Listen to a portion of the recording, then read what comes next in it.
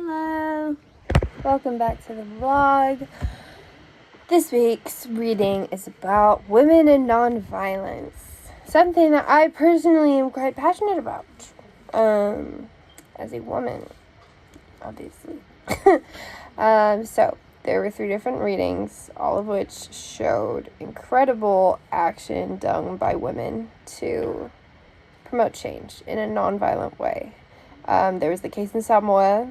There was the case of that woman risking her life to save a village from lead poisoning. And then there was the Saudi woman, I believe, who fought for the right to drive. So, in order to really talk about women and their roles in nonviolence, I feel like it's important to discuss the identity of a woman in general. I think perhaps something that should be noted is I feel that women are more prone to nonviolent behavior than men because much of the violent behavior that is directed at them is invisible.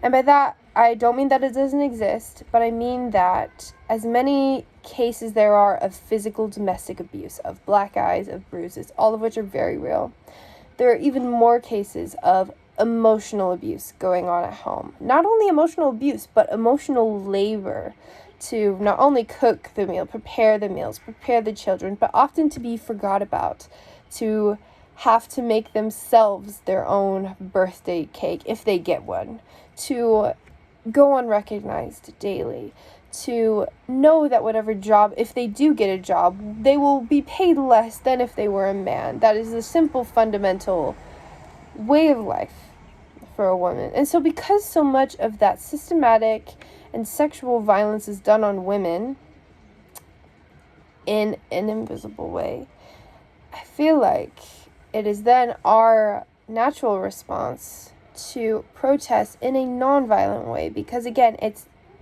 invisible is the wrong word. It's not violent, it's not something that physically harms people. Perhaps it's because that's our way of working within the structures that we were born under.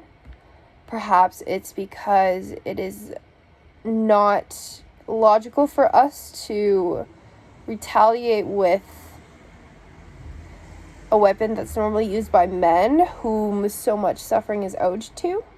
But regardless, it's a very interesting topic to discuss and find out, I think that a big role that comes into play with this is that because women are so much more prone to systematic sexual and emotional violence, labor, all the things, they become more empathetic to the human condition than many men do.